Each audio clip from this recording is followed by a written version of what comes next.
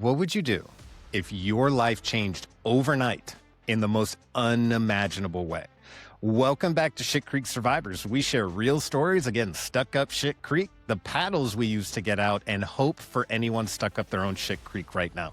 Today's guest is Scott Martin. He went from being a thriving soccer coach to fighting for his life after contracting a rare flesh-eating disease. He survived, but at a cost most of us can't even comprehend, becoming a quad amputee. But this story isn't just about survival. It's about identity, resilience, and what it takes to rebuild your life when everything you once knew is gone. Scott opens up about the darkest moments of his journey, waking up from a coma to discover the amputation had already taken place, battling depression, and how he found a way to move forward with purpose, returning to coaching and embracing fatherhood along the way. If you've ever faced a moment where you questioned everything, this conversation's for you. Let's get into it. Well, Scott, thank you so much for being here today. It's such an honor. If you would introduce yourself to our audience and let us know a little bit about your Shit Creek. This is fantastic. And I have to tell you right off the bat, Cameron, what caught me was the title of your show, and I knew what we were going to be getting into with that. I guess bullet point it. Husband, parent, teacher, coach, author, and I'm a quad amputee.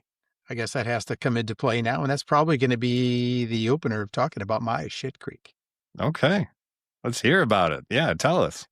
Well, it's so intriguing to be looking back, and part of the writing process of my book, Play From Your Heart, does give the writer an opportunity to look back. So looking at my Shit Creek, as you put it, back in 1993, I was the head women's soccer coach at the University of Wisconsin at Eau Claire. I had grown up with soccer. I had been a player for quite a long time. I got into coaching right when I was a freshman in college.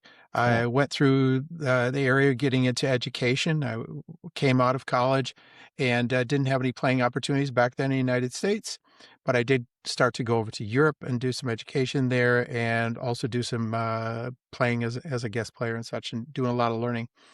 So I was at the university after my first year. We were nationally ranked. We had 2 great weeks of youth camps. I was going to be heading over to Europe once again with a group of hand-selected players, college players from across the country, to go play in 3 major tournaments there.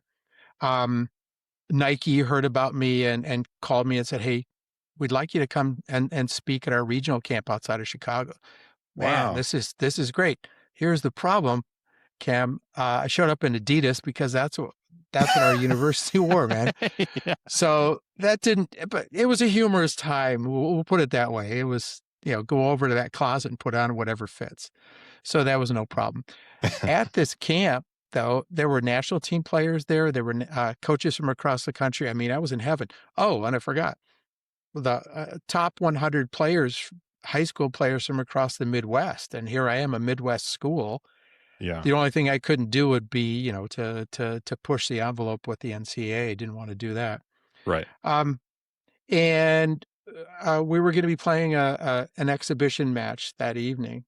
And I actually had to pull myself out. I mean, I was still playing at a high level, but I had to pull myself out, and I knew something was wrong. Okay. I spent that evening either throwing up profusely or sweating or shivering like crazy in my dorm room. Got up the next morning and, yeah, something's bad, but I had no clue where hospitals were. Right. But my mom was an hour and a half away in southern Wisconsin, so I book over to mom's house. This was before cell phones, so I showed up, and I was supposed to come the next day to see her on my way back to Eau Claire. And as soon as she saw me, she said, "You get your butt over to the emergency room. Something's bad." Okay. Presented myself, took my temperature. It didn't run blood tests, even though my temperature was 102.8. Looking back, they probably should have. Yeah. Went back to her house, woke up even worse the next morning, canceled recruiting trips. Last thing I remember for a while, Cam, was in the front passenger seat with my stepfather driving and my mom looking outside, looking at us back up out of her driveway. I woke up a month later from a coma to learn that gosh. I had contracted group A strep with necrotizing fasciitis at the time. Some people might remember Oh, this. wow. The media love to call it and capsulize it as the flesh-eating disease. It does Oh, not eat flesh, people. It's just what white blood cells happen to do when you're really, really, really, really sick. So yeah, there's Shit Creek, and I didn't have a paddle. I had lost 40 pounds of muscle from atrophy. wow. I had so many machines around, I couldn't move my head. Mm, Uh, yeah, no paddle whatsoever, and trying to process yeah. now what was I going to do Yeah. with, well, first of all, what time of year was it? Where did I miss Europe? Yes, I did. I knew my players were going to be coming back for preseason training. And here I was as a male, and I think this tends to be a male thing. It was, okay, let's go. Get me in Yeah. a wheelchair. Let me go back. I have work to do. Yeah. No, I looked right past, what was inside of me, in my head, Hmm. in my heart. Didn't want to hear about it, didn't want to deal with it. And I kept pushing that off and pushing it off. Yeah. And yeah, then it was, slowly it was now confront how my new life was going to be. And that took some time, Cam. Yeah. Wow. Yeah. It's hard. It's funny to talk to someone else who's been in a coma. And when Mm, you wake up, it's such an odd thing because, you know, I had no idea that I had been under that long. yeah, 5 weeks, you were under like 4 weeks. Like you yeah. just don't know. Mm-mm. And then you just kind of wake up and people look surprised and you're like, what are you talking about? Like, I'm Yeah. fine, like, let's go. I share that sentiment that let's just get out of here and do it. Almost just forget about it and just keep moving. Yeah. But then That's what I wanted to do. yeah. I tried to escape the hospital once, but my legs didn't work. So I got up from the Seriously. hospital bed and I tried to take a step, but when your legs haven't been moving for 5 weeks, like Yeah, it doesn't work. yeah, they don't go forward. And then you fall like a tree. You don't Ugh, fall like a little kid and collapse. Like uh, you fall like big tree fall hard, just smack the ground. And yeah, uh, I know that feeling. But so the processing, I know that it's hard to totally explain that, the idea that you're processing that your life has totally changed. Can you reflect on that at all? Do you remember that? well, having awakened to find that I had, in order to save my life, they had to amputate my hands and parts of my feet. Oh my gosh. Uh, I mean, So you woke up to that. yeah, that's what I woke up to. First thing that ran through my mind was, there goes my playing career. I'm done. So I Mm, internalized that, but I did not internalize the other stuff. Or, mm, dude, your players are arriving in a week or two, but you're not going there. You can't. I had yeah. 4 more months in rehab. There was Wow. still some time in ICU to start to gain back some of that muscle. But Yeah. then it was 4 months of rehab, and starting to come to realization. There were some interesting people around me, because it almost like some of them knew who was going to play good cop, who was going to play bad cop, because it was, some nurses or doctors would be, okay, basically, get your ass in here, and Yeah. some would be coddling, you know. Hmm. And I also noticed that my family and anyone that happened to come and see me, well, actually, one time my entire team came down to the hospital, Hmm. and I think everybody was doing a good job of faking, and nobody really wanted to talk about it. And I'm not blaming anyone, but Yeah. it really did come down on me. I didn't want to talk about it. Hmm. So maybe they were told, give him time, give him time. I don't know, Yeah. man. Looking back, I don't know. Uh, eh, what if I did something wrong? Uh, if other people, if I should have gone into treatment, psychologist right away. I don't know. You didn't, Going back, you think that still that maybe you did something wrong? I don't think so. I There you think go. that Yeah. I think, though, that because I've written this book, and I believe that I now have a responsibility to Hmm. share the emotions of it, Yeah. especially the male side of it. Yeah. I can easily point to, that's where something should have been done differently. Mm, I don't. but how do you know, what's the process? How Yeah. long is the process? I still had a 4-year process before I finally hit the brick wall of depression. You know, Really. I I went back to coaching and all I did was work. We still had a nationally ranked program. I didn't want to see that go down. It was work, work, work. That's all I did. But that's what I did to hide Yeah. from reality. I was Yeah. single at the time. I don't know if that helped or hurt. I internalized how others probably would have viewed me. So therefore, there was no way I was going to even get close to getting in a relationship because I was fearful that I'd be pulling someone into something I had no clue of what was going on. So Right. yeah, it's a lot of stuff going on, man. Yeah. So I don't know where I might have picked up a paddle at some time. You know, at one Yeah. point I finally did, but I'm not sure when really that was that I got a hold of a paddle. Yeah. What paddle would you say that was?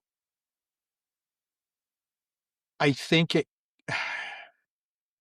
because I went through 4 more years of running that national Mhm. rank program and finally realizing that I had just lost some of my spark, my Mm. ability to recruit properly, because recruiting a lot of times is going to tournaments. And I didn't like to go as a, hey, I'm here, you know, who am I supposed to see? I like to go around the fields where I wasn't expected. Mhm. But it was harder then because I'd have to put out my hand and shake the hand of the player and start talking to them. Yeah. That's kind of awkward right there. Mm. That's when I started seeing less and less success. You know, Yeah. I think the quality of the play went down. We fell out of national rankings, you know, by the end, and that's what I just decided, you know, this is it. I have to resign for the good of the program. Okay. Yeah. So you went ahead and that must have been a very hard thing to do, especially since you were so hyper focused on it. But Very hard. Yeah, go ahead. yeah, was that so you were choosing your mental health in that? You're and at the same way you're saying like it's my responsibility to the program to do the best. I get that. But in a way were you saying like I need to find more help? Like was I that at didn't. all going in? No, it was I just pretty didn't. much like okay. Within I a get two that too. Yeah, within a 2-month period of time, Cam, well, I'll go back to that first visit to the emergency room when they should have tested my blood. They would have found. Yeah. Not long after I got out of the hospital, I found attorneys, 3.5-year process to finally get us to the point of the $10 million, 2-week-long medical malpractice, which was Mm, 2 months after I resigned. We wow. lost. We I'm, s- lost. I'm sorry. That's when I think I guess I whittled my own paddle. Mm, Let's call it that. I whittled my own paddle because I knew damn well I had to do something. mhm. Immediately after getting the call, I was at a friend's place, getting the call from my attorney that we had lost. I knew everyone was going to start thinking, uh-oh, what's he going to do? During the trial, Cam, I was asked not to be in the courtroom when they brought in a psychologist to talk, I'm sure it was about suicide. Yeah. After I went back to my apartment, I had a 3-level apartment. The bottom was the garage. Mhm. And I lay it out in the book too. I'm so open and honest in the book. Pulled into the garage and thinking that, you know, wouldn't be surprise me if people were thinking that I might not turn my car off when I close the garage door. Mhm. Or maybe I'd go buy a pistol and just commit suicide. Just Yeah. nah, I did the exact opposite. I went up to my 3rd level, which is where my office was, pulled out music, cat got on my shoulders, started working all night, listening to music, getting involved with it, coming up A, B, C, D. What here are my checklists and how I was doing. I had to make the pendulum of my life start going back the other way. Mm, yeah. Point blank. It was me. It had to be me. Yeah. So that's where I think I really did, you know, I got a hold of a paddle. I decided I was going to break myself down in order to build myself back up. Mhm. Uh, I secured a job as a free assistant out in Olympia, Washington, with a gentleman there. The agreement was, okay, I'm going to come out and work for you for free. I'm going to help you with your tactical side of your players and start preparing you for, just winning matches. Mm-hmm. And the agreement was I would come out there, but I knew I went on food stamps. Before I even left, though, Cam, I mean, the whole thing was clear to me. I got rid of every award, every photo with somebody famous or whatever, every trophy, every medal, everything that didn't fit in my car. Boom, I got rid of it. I said, screw Yeah. this. Boom. I went out, was on food stamps in a crappy apartment and working for free. But there was some release there. There was some, I felt, this is it. This is Yeah. it. You know, I Like felt you're like I was moving in a direction. Like exactly. Yeah. that must have been, it's funny, but that makes total sense. It's relieving. You're like, at least I'm moving somewhere. You know what I mean? Even if you're like moving, but Yeah. the fact that you were able to go to the drawing board and kind of like assess yourself and be honest about, this is what I'm doing well and this is what I could be better at, and to be that honest in that moment is very hard to do. And I commend you for doing it, because the other part of your brain is saying, this isn't fair. This isn't like, this isn't my fault. Someone else should have caught this, and you get to that moment where you're like, nothing's going to change unless I change. And it sounds like you almost shed your past life like a skin, like a snake skin almost. You kind of said, I'm going to leave this here and I'm moving that way. Is that a fair way to say that? No one's ever said that before, but it's exactly right. Yeah. That's spot on, man. That's Yeah. spot on. Yeah. You had to, I've also heard, and it sounds so much like, the quote unquote advices, but you actually did it. Sometimes in life, you have to cut a part of yourself off in order to grow in another place or to keep moving or to even survive. Sometimes you have to cut off a part of yourself that's no longer serving you. And it sounds like you did that in a way. You had to choose forward compared to looking back. And that's a really hard thing to do, but it's a major catalyst to the next stage. You know what I mean? It's like a major step, but we don't even, it happens so quickly. I think we don't always remember it, but there seems to be, an exact moment or period of time where you're like, I either have to, dump or get off the pot here. I've got to do something and take advantage. Now, what, besides being able to self-assess and evaluate yourself, what other paddles did you find or did you create to kind of keep that momentum going, keep that pendulum moving in the right direction? We're going to get into something that I have no answer for, but Okay. I will lay it out until we get to that point. So I was at this small college. The guy came through. So we played in the fall. The next summer, there was something going on. Gonzaga University's head coach was going to be leaving. And he was good friends with this gentleman I was working with. So I got a call from, his name is John, and he said, got a deal for you, Scott. So-and-so from Gonzaga is going to name you as his assistant before he resigns. So then you are going to slide in as the interim head coach. We're talking, this is July. They couldn't do anything. Problem. At the same time, Gonzaga University hired a new athletic director, and he was not aware of the deal. Oh, yeah, of course. I showed up. I showed up. Here goes my paddle, man. I'm watching it do it on the creek. Oh, I show up, and the simplest thing was the assistant coach from the previous season, the athletic director got word of. He just named her as, this is with the women's team, and he named her as the interim head coach, and I'd come in as the assistant. Okay. They'd be reopening this the next year. So I had a year to prove myself. What a terrible experience. Her only experience coaching was the previous year as an assistant at the college level. Nothing before that. I ran all the training sessions. D1 coach. D1. Yeah. D1 Gonzaga. They were in the most difficult conference in the country, Santa Clara and Portland. I was drooling with the possibility. But Yeah. here I am running training sessions, doing the match preparation based on what I had learned about the opponent, uh, talking to her about this is what we need to adjust and these sort of things. Come halftime, for example, she just got up and spoke. This is what we're going to do. Sometimes she got it wrong. Yeah. And it was just horrendous. At the end of the year, we were in San Francisco. One of the players forgot her passport at the hotel. Mm. The head coach got off the bus and went straight in and checked in. I had to handle, because the head coach had no clue what the hell was going on. I handled this with the player, try to keep the player calm. We got her stuff.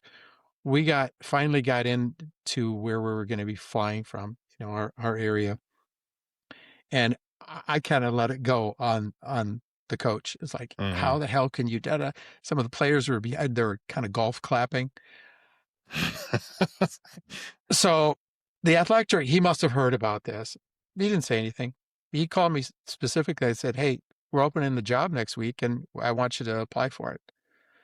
But at the meantime, well, I had married a doctor that had seen me when I was this is kind of weird. Yeah. But here's the even stranger part, Cam. The night before I was supposed to give him my thumbs up if I was going to be applying for, or I had applied, but I don't know, supposed to report something to him. Yeah. There was a news show out of Seattle of a couple that had adopted 2 kids out of Haiti because there was a disaster. They were parentless. This is what I'm talking about. I was saying before. I have no clue how to respond to this. It just happened. Within a few minutes, I went upstairs to the office and started researching adoption. The next morning, I called and left a message with the athletic director. Thank God he didn't answer. I just left a message, please remove my name from consideration. I didn't tell him what I was doing, but just remove my name from consideration. Something else has come up. Well, what came up was a year and a half later, after so much struggle, 2 little kids from Romania came home. A year after that, a little boy from Ethiopia came home. 2 years after that, a girl from Ethiopia, a little girl from Ethiopia came home. And 2 years after that, when I made it a freaking basketball team of 5 kids. Wow. And here I am, a full-time dad and happy as a clam at high tide, so to speak. Yeah. And I was away from coaching. I was away from soccer. And it was just me being a parent. If one of them was playing recreational ball and they needed some help, I'd go help. But I was away from, the way I looked at it was eyes on me, somewhat. I had my kids. They never wondered about any of my disability or anything. It did give me a bit of a reprieve, so maybe I got that paddle back that was going down the stream when I was at Gonzaga. Yeah. But that's still not the end, Cam. 20 years away from the game, and my youngest was securely in high school. One was in the military. 2 others were in college, and everybody was okay. I finally said, man, I'm itching. I got to get back. We were in a different place in Washington, and I returned to the game, but I ran into some discrimination, which, boy. Really? Let's talk about that. Yeah. Yeah. Cameron, I went from a white guy in athletics, there's your ladder, go climb it. You just have to prove yourself, right? Great. To being labeled as disabled. And during the time when, after I resigned, I went out east and I had a couple of opportunities. I was interviewed for a couple of positions out there. And one of them, I left the athletic director's office. He wasn't really enthusiastic or anything. And I went down, I stopped to get a drink of water at the water fountain. And I heard him say across the hall to his secretary, why did I just interview a guy with no hands for a head coaching position here? Jeez, that was not the only time, man.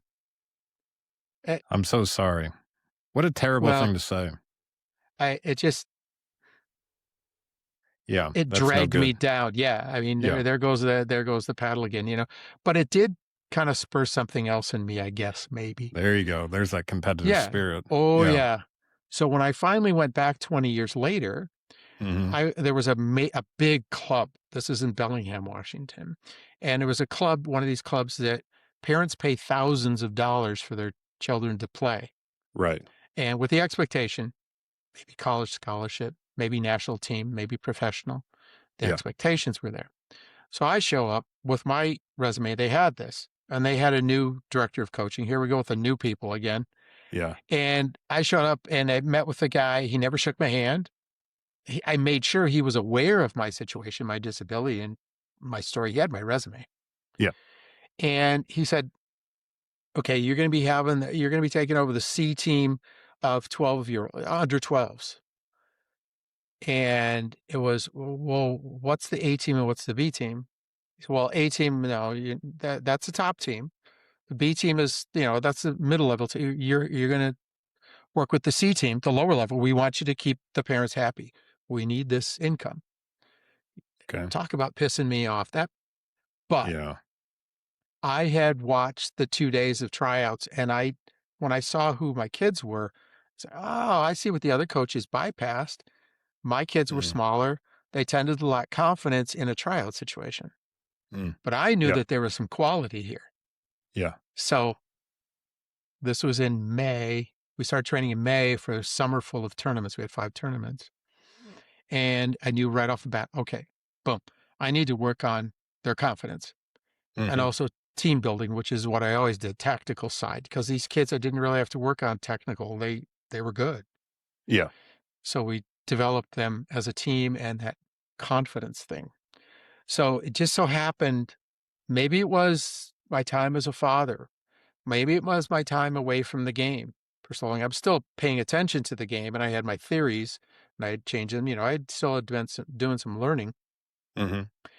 and it was my total focus. I was free now. I was noticing the fog, as I described it, that I had for so many years after all of this, the depression really Yeah. was basically gone, and I was starting to return to me being my cocky self Yeah. and working with these kids. And I think you're going to see where this is going a bit. 5 tournaments. First tournament, won our first match. I knew that I needed these kids were they kind of went past cocky to being arrogant.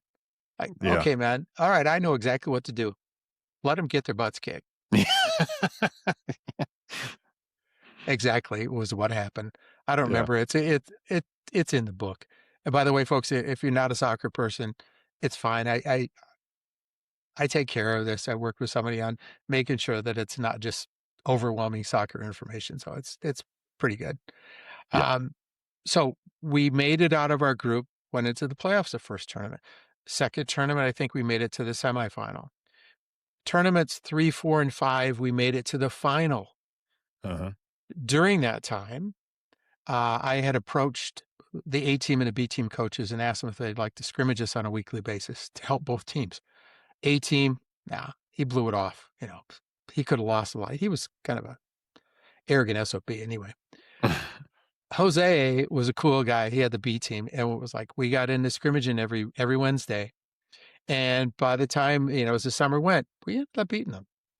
So I Oh, knew nice. we were good, man. We had it, but we lost these 3 finals. We Hmm. lost every championship match that we were in. So end of the summer, before we got into an 18-match state league season, we were expected for the club to hold individual meetings. It would be evaluations, players play during the summer.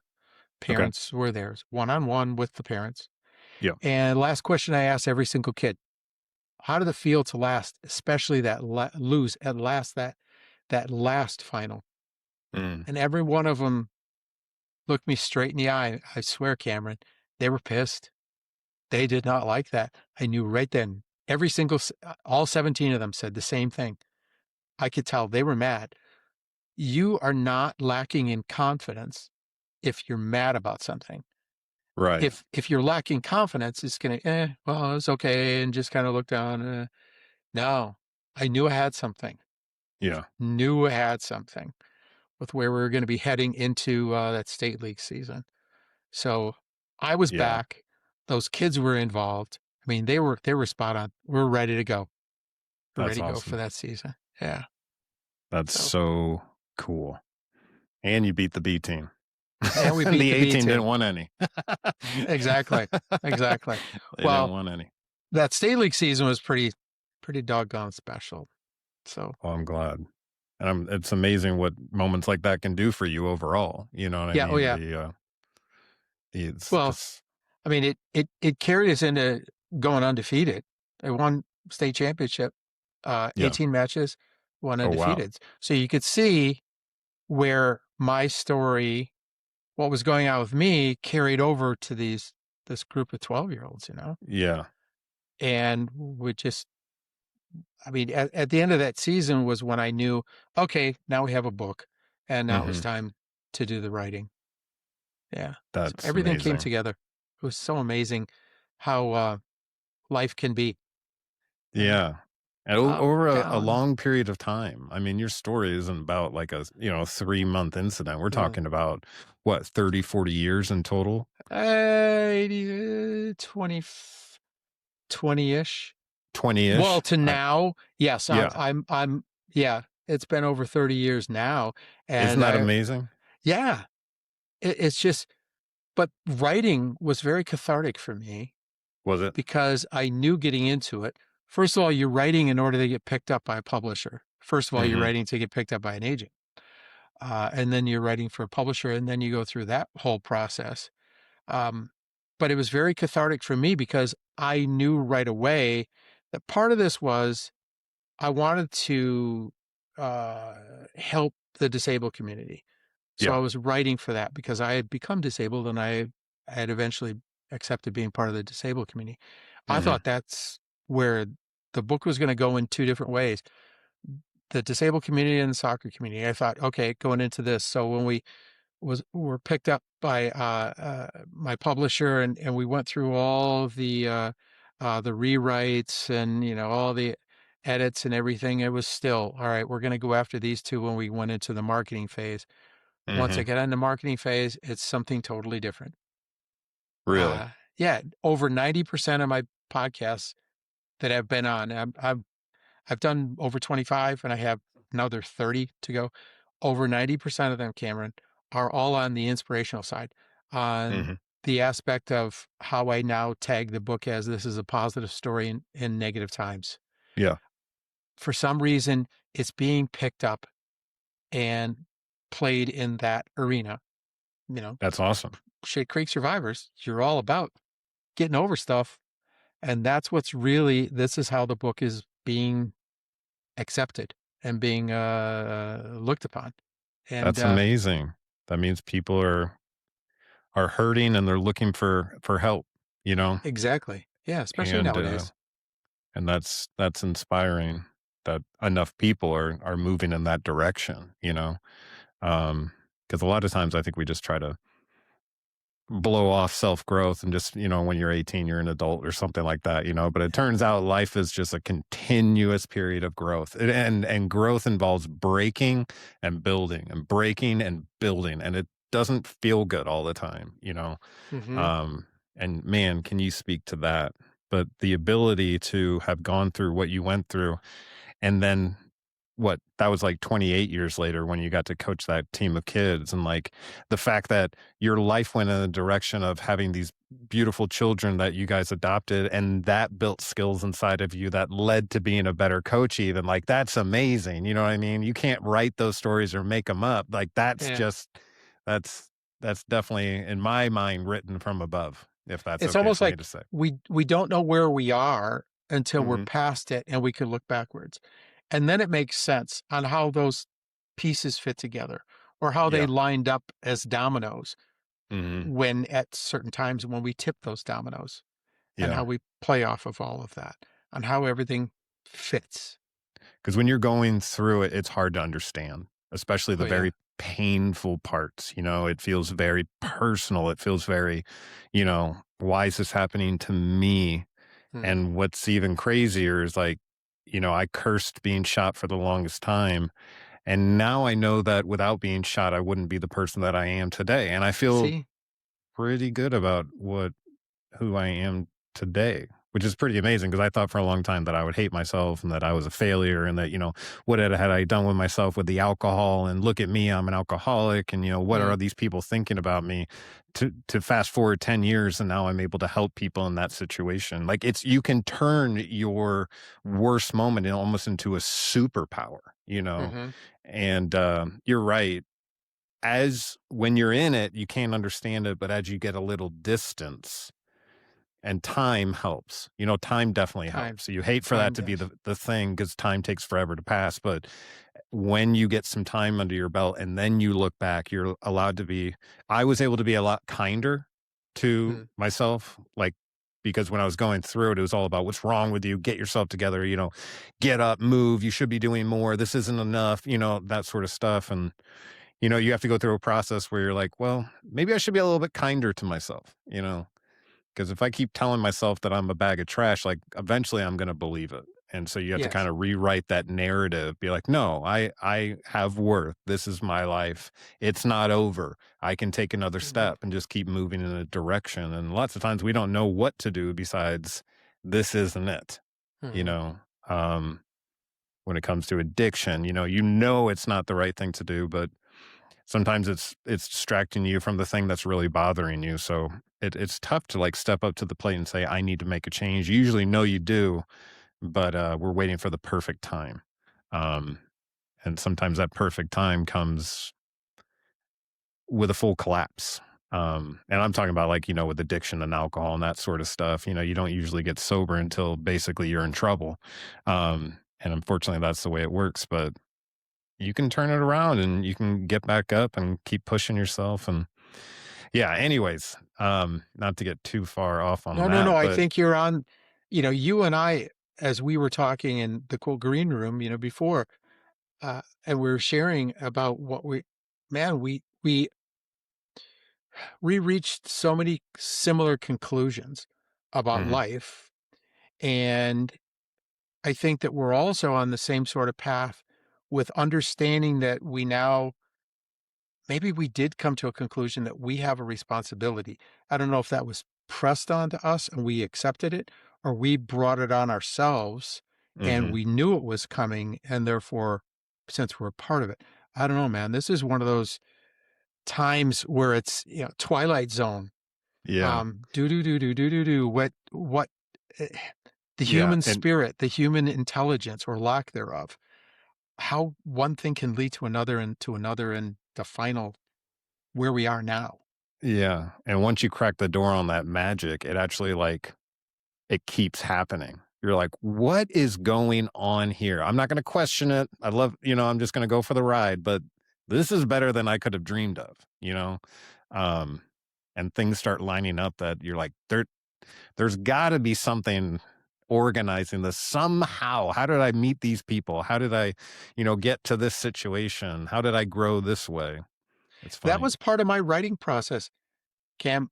There were times 2 o'clock in the morning, boom, what the hell? Where I don't have these arms on. I might have to slide my arms on, or I might have to leave a note someplace, or actually go in and I learned to just write down something that would remind me to add certain something, Yeah. sometimes a quote or a storyline in, to start taking the story in a certain direction. It was how to do it.